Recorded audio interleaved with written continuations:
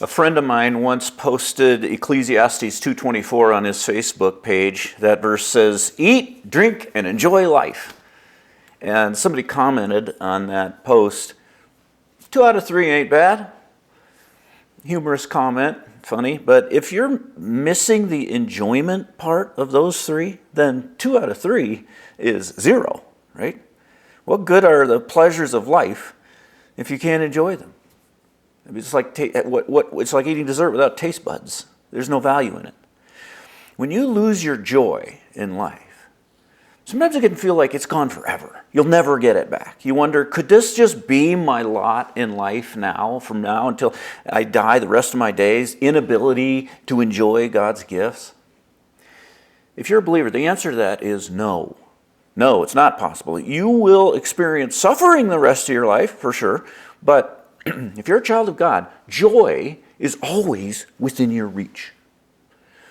One of the exercises in the previous chapter was to underline the gifts that we're told to enjoy in the Ecclesiastes, that refrain that happens 7 times in the book. He says, enjoy this, enjoy this, enjoy this. And I said, go ahead and just underline what it is we're actually supposed to enjoy.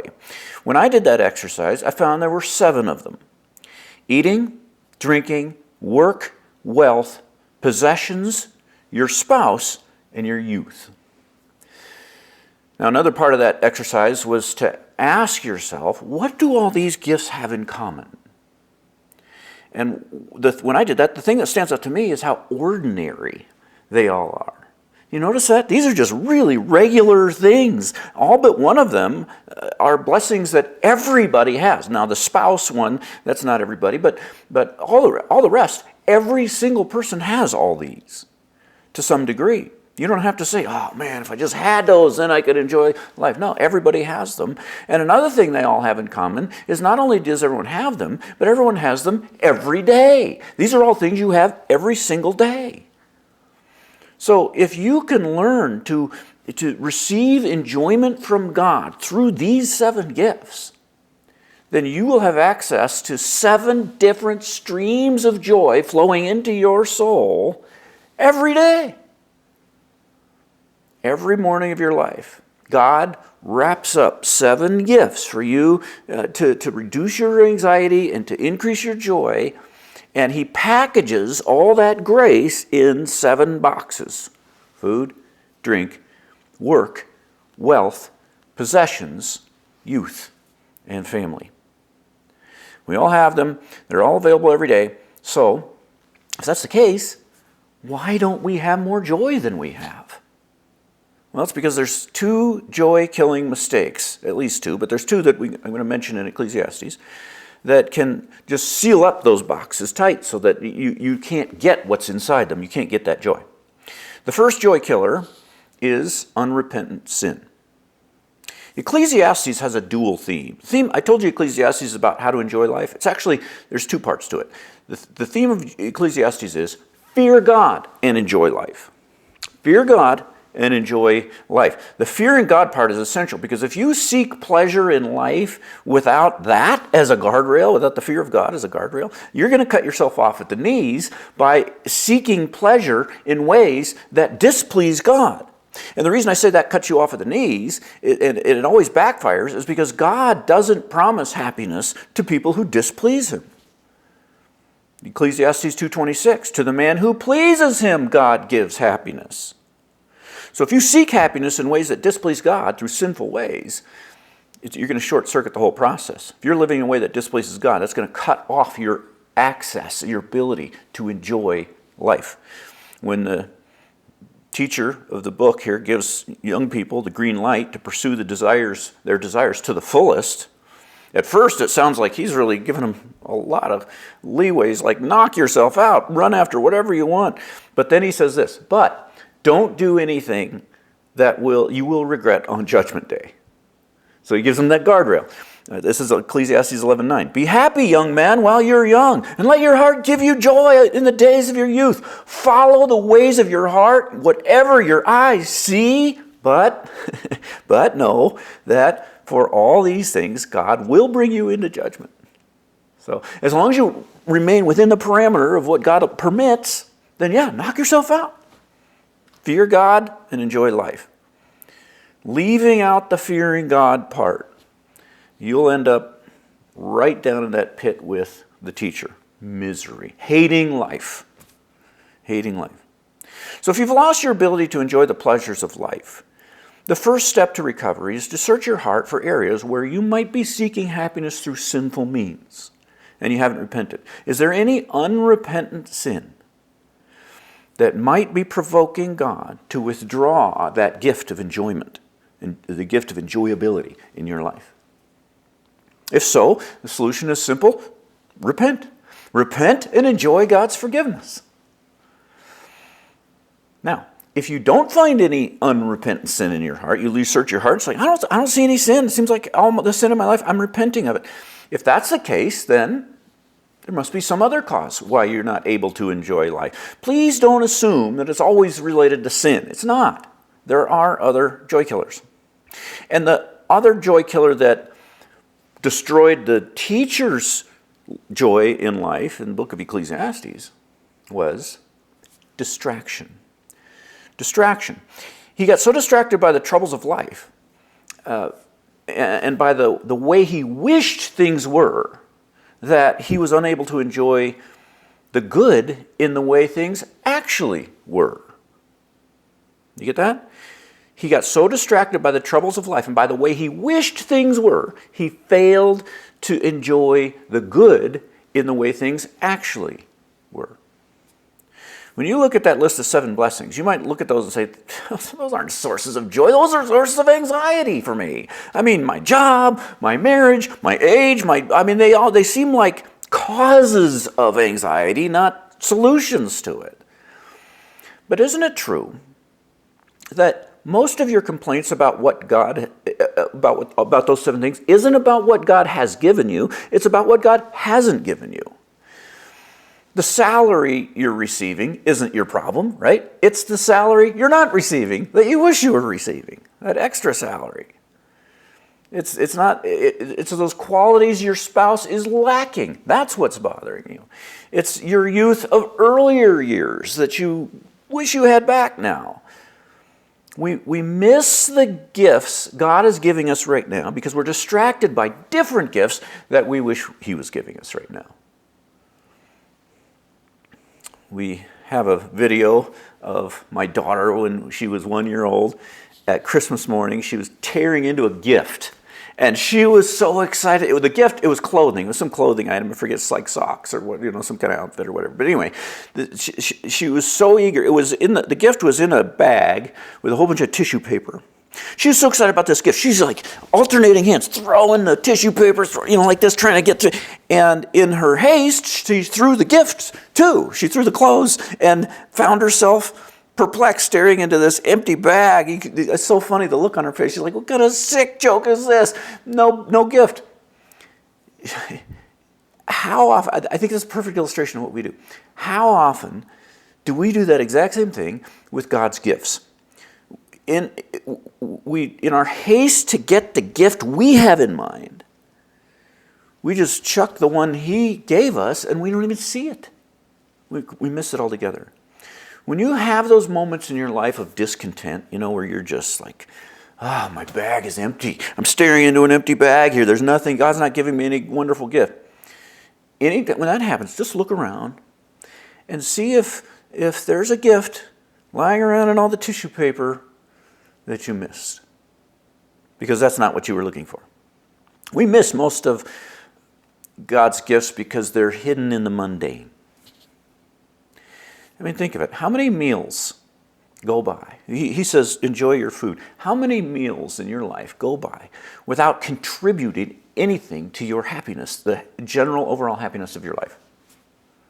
How many glasses of water go by without you getting any joy from it? How much enjoyment do you derive each day from your daily work? Or your youth, your relative youth? Is that just slipping by, unenjoyed right now? Are there family relationships that you're taking for granted? We all have joy that we just leave on the table every single day. Every single day. Those gifts are so common, they get lost in all the tissue paper as we frantically search for the more dramatic gifts that are easier to enjoy. See, we like those easy to enjoy gifts. Sometimes we have trouble enjoying God's gifts because we're like a child who can't appreciate anything but candy, right? Given a choice between a tender ribeye and a piece of gum, he'll take the gum. Because he doesn't know how to appreciate the really good stuff. Small children don't know how to enjoy the best things, which is why their happiness tends to be really shallow and it only lasts for a few seconds after the candy's gone. An adult who knows how to enjoy the full spectrum of foods gains far greater satisfaction and far deeper joy from a really good meal than a child who can only appreciate dessert. Some of God's gifts are dessert gifts, right? Really easy to enjoy, like entertainment and recreation. You know, that's those things. It's so easy to enjoy a movie or an exciting game or a lavish vacation. And it's good to enjoy those gifts from God. They're gifts from God. Enjoy them. That's great. That's great. But we don't want to make our enjoyment of life so narrow that we can only appreciate God's dessert gifts and not his deeper ones. We should also learn to enjoy the meat and potatoes of our work, our daily job, or our current stage in life, our age, our youth, or our family relationships. Some of God's gifts take some maturing to learn to appreciate, like the decades that it takes a child to finally come around to appreciate fine cuisine, right? It's even possible to learn to enjoy vegetables if you have the right attitude. Right? It can be done. It can be done. I know that because when I was in Las Vegas, I went to Morton's Steakhouse and saw that they have a bowl of green beans is $8. People every day go in there and pay $8 for a bowl of green beans. See, it can be done. You can learn to enjoy even vegetables. If you're at a point in your life where you can't enjoy big things, just the big pleasures of life, for whatever reason you're drained, you can't enjoy them anymore, start small. Learn to enjoy small things. Make much of what you can enjoy. Just like a moment of peace and quiet. Or your car heater, blowing warm air on a winter day. Or a chance to sit down when you're tired. A chair. A piece of bacon. A funny joke. A soft pillow. The fizz in your soda. Whatever. Maybe you only get the tiniest little glimmer of enjoyment from one of those things. That's fine. That's okay. Just make much of that. Make much of that because that'll train your soul to receive the gift of enjoyability that we talked about last time from God's hand. And you might find when you learn to receive that gift from God that there's more of it to receive than you even realized. Okay, so let's think through these 7 blessings one at a time. First, let's just look at work first. If the teacher were a country western singer, he would be singing, "Take this job and love it," right? Love it. That's Ecclesiastes 3:22. There's nothing better for a man than to enjoy his work because this is his lot. Now, notice it does not say there's nothing better than finding a job you enjoy. He doesn't say go out and find an enjoyable job. That's not what they did. Back then, you just did whatever your dad did. That was your lot in life. And so he's saying, whatever your job is, enjoy it. That's your lot in life, enjoy it. Now, if there's a better job available, fine. You can look for another job. But until that happens, there's much to be enjoyed in any job. In any job. Productivity, creativity, skill, the ability to accomplish something, all of these are aspects of being in the image of God. Your work is a chance to be like God in creating order out of disorder. Making a cosmos out of chaos. That's what God did in the creation when he created the world, and he still does it every day, and he does it through people like you doing their jobs. You're doing your part in the cultural mandate. You're making this world, you're bringing it under submission. When Genesis 1:28, God blessed them and said, fill the earth and subdue it. That's his mandate for mankind, and you're doing that. And there's a satisfaction that can be drawn from that.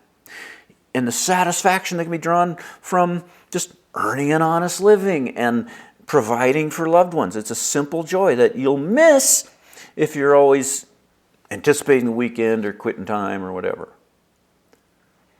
That laundry, the dishes, the diapers, they don't have to be a drudgery. Those things are a gift from God. The commute to work, the paperwork, the emails, whatever it is in your job that feels like a drudgery, there's something there to be enjoyed if you'll see it. If you'll see it. I was working a job as a flagger on a traffic incident, and I'm just standing there with a paddle. This was my job, and I've always thought of that flagging at a traffic road work as the worst job there is. I've just kind of always thought that way, and then I ended up having that job. And I'm standing there with the paddle at stop sign, and I was studying this, and I was realizing, okay, there's something to be enjoyed here. And I realized I'm alone, and I like being alone. So I have this time alone, and it's quiet, and I can just think. I don't have the pressure of getting any work done because I can't, so I can just think and pray. And I was like, oh, this is not. And then the sun was out. It was a really cold day, but the sun was out. It was shining on my face, and I was like, man, that feels good. I like that. That feels good. And I was just like taking in the sunlight and enjoying the quiet, and I'm just noticing these things there are to enjoy. And then finally I realized, I was sitting there thinking, God, I love this. I love it. It was amazing how much joy I got from just looking at the simple pleasures that are available in a job.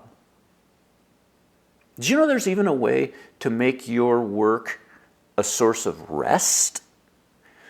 In rejuvenation, Matthew 11:28, Jesus said, come to me, you who are weary and burdened, and I will give you rest. Take my yoke. It's like, how are you going to give me rest, Jesus? Take my yoke upon you and learn from me, for I am gentle and humble in heart, and you will find rest for your souls. A yoke is for work, right? But Christ's yoke is unique. It's work that brings rest rather than fatigue. The rest comes, however, only when you use your work as a way of drawing near to Christ. That's what he says. Come to me and I will give you rest. So if you're not finding rest through your work, it's because you're not coming near to Christ through your work. You're not using your work as a means of drawing near to Christ. But if you use your job as a way of moving closer to Christ through each task of the day, then by quitting time, your body may be tired, but your soul will be refreshed and at rest. So enjoy your work. Another blessing the teacher calls us to enjoy is our wealth. Ecclesiastes 5:19, when God gives any man wealth and possessions and enables him to enjoy them, this is a gift from God. So we need to enjoy our wealth. Do you take pleasure in your wealth? Now, forget about the money you wish you had. That's a distraction. Forget about that. Focus just on what you have, the money you actually have. Every paycheck you receive, every item you're able to purchase, all of it can be enjoyed. Even paying bills can be a source of happiness if you pay attention to what's actually going on there. What's happening when you're paying a bill? First of all, it's money that God graciously provided for you, and by paying that bill, what are you doing? You're exchanging that money for something you want more than the money. Obviously, if you're giving money for it, then this thing you're giving the money for is something you desire more than the money you're giving. So you're getting something even more valuable than the money God already provided you every time you pay a bill. So think about that. Sure, your electric bill is high. Every time you write a check for a bill, yeah, it's high. This electric bill is outrageous. But I'm paying it because as high as it is, I like electricity in my house even more than I like this pile of money. And I've got it. I've got all this electricity.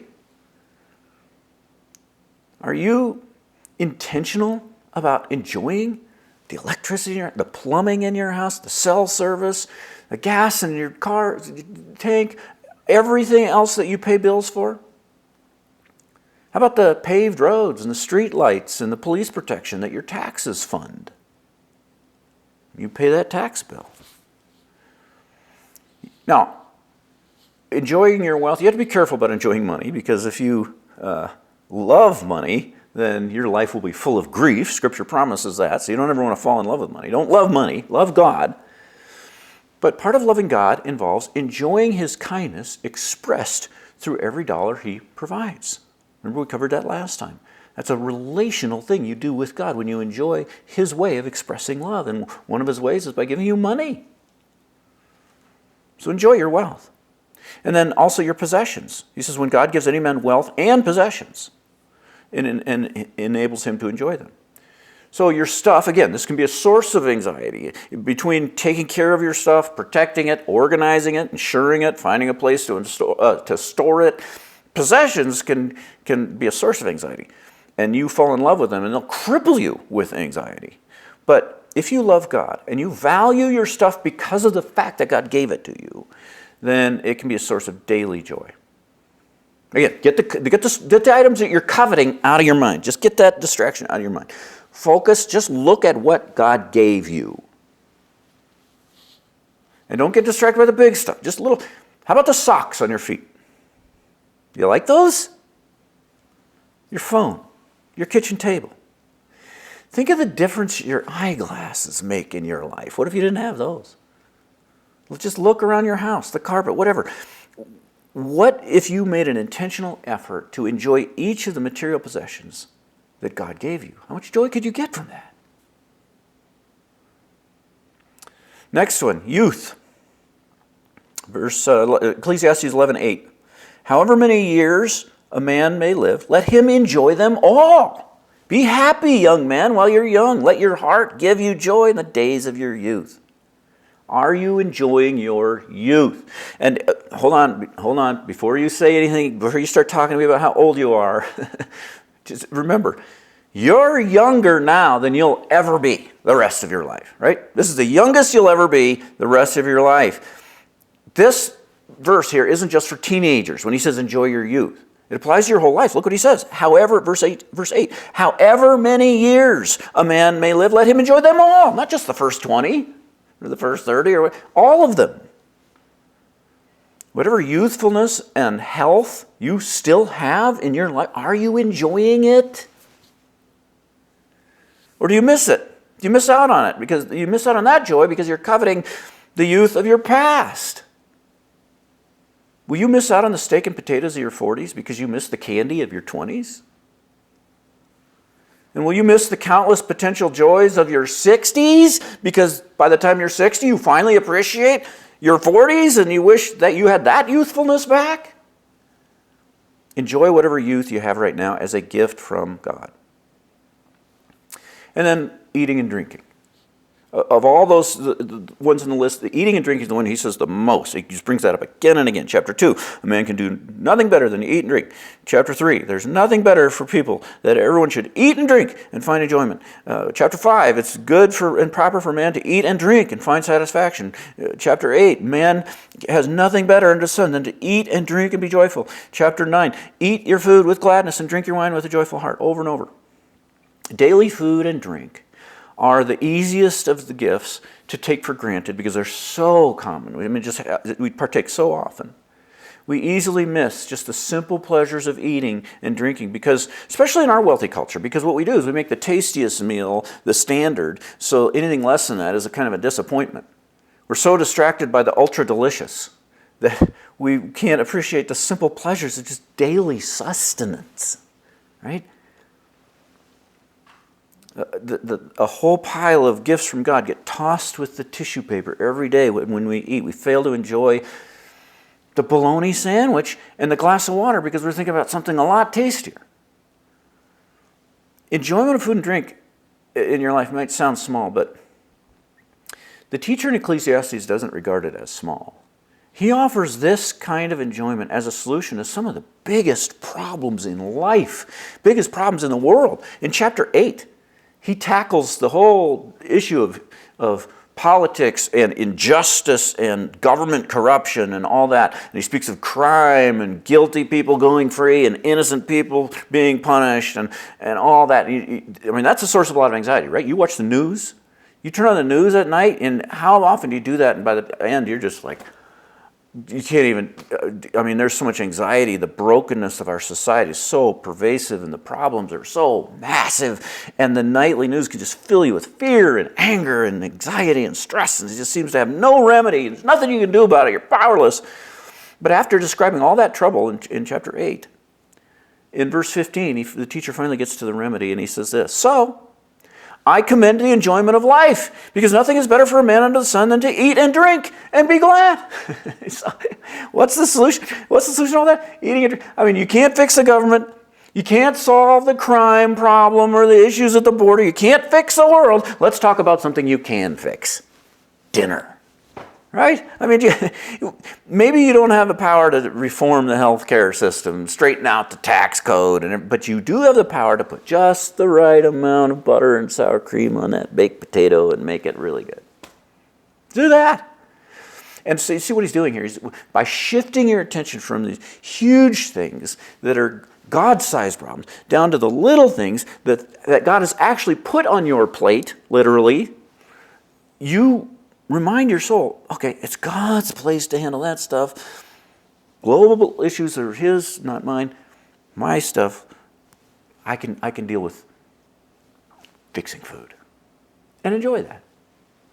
How often do you have a meal or a snack without deriving any enjoyment, any joy from the fact that it took away your hunger pangs, right? Maybe it's not the most delicious thing you've ever had, but you were uncomfortable and you felt kind of weak, and then you ate this stuff, and now you have energy, and the pain, the hunger pangs are gone. That's great. That's great. How often do you miss just the simple pleasure of what water does to a dry throat? It's amazing when you think about it. Instant relief every time, and then poof, thirst is gone. What a wonderful thing that is. And how about the fact that it's clean water? It's not disease. How about the way sharing a meal or a drink with someone deepens the relationship? It's funny how that works, but it works. No question about it. That's why when people go on dates, they always eat or drink something, right? How many times have you eaten with someone and failed to enjoy the way that it enhances your relationship, makes you a little bit closer? If you could receive joy from God from each meal, every snack, every swallow of a beverage, imagine how much joy you would have. Dozens of injections of happiness into your soul every week of your life. Enjoy your food. And then the last one, Ecclesiastes 9:9, enjoy life with your wife. Do you enjoy what there is to be enjoyed in your marriage? Or can you only see what's missing and you only see what's wrong? Do you miss the simple joys of being married because you're fixated on whatever qualities your spouse lacks? Teacher doesn't say enjoy wife with your youth. If you have a storybook marriage, everyone else, you're out of luck. He doesn't say that. He knows every couple has marital problems, but he still says enjoy your spouse. And he says that to everybody who's married. Nothing is more distracting from your joy than when your spouse hurts you, right? That's the hardest moment in life to be happy, is when your spouse is hurting you.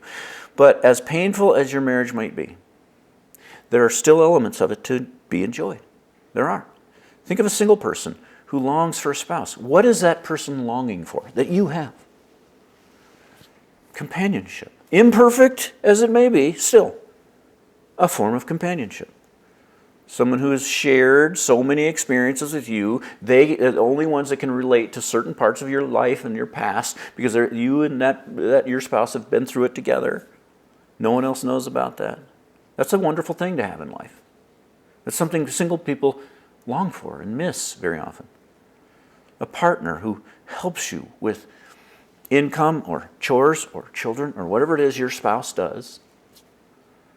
A warm body in your bed. Now, each of these may fall well short of what you're longing for and what you wish you had, but they're not nothing. They're not nothing. If you could learn to enjoy your spouse, imagine how much happiness you could have, because you're married all day, every day. Same principle applies to you if you're single, by the way, because there's benefits to singleness. Are you squandering the advantages of singleness because you're spending your energy pining away for a mate? Enjoy what God's giving you right now. Enjoy your ice cream cone, whatever it is you have right now. These are the 7 gifts that offer daily happiness. Don't lose your joy through the joy killer of distraction. Okay, godliness training exercises for session 18. Number 1, What are the last 5 gifts that God not only gave to you, but gave you the ability to enjoy them? You got the gift of enjoyability from God. It may seem like there were none, but just more likely there were some and they just went unnoticed. So think hard. Think hard. Number 2, think of the aspects of your daily work that are the most burdensome, that are just a drudgery. Give some thought to how you could use those tasks as a means of drawing nearer to Christ so they bring rest to your soul. Number 3, devote 1 day each week to giving special attention to seeking enjoyment from God through one of these 7 blessings. So you could do Sunday, I'm going to focus on enjoying my possessions. Monday, focus on your work. Tuesday, eating. Wednesday, your income. Thursday, drinking. Friday, marriage and family. And Saturday, your youth. Okay, and then one more. If this session and the previous session are helpful to you and you think, this, I need to focus on this. This is an area where I need to grow even more. These 2 sessions are really just a very brief summary of the study we did on the whole book of Ecclesiastes, the whole sermon series we did. So I would urge you to go on treasuringgod.com and listen through that whole sermon series on Ecclesiastes if this is an area where you want to grow some more. And you'll get all of this in a whole lot more depth.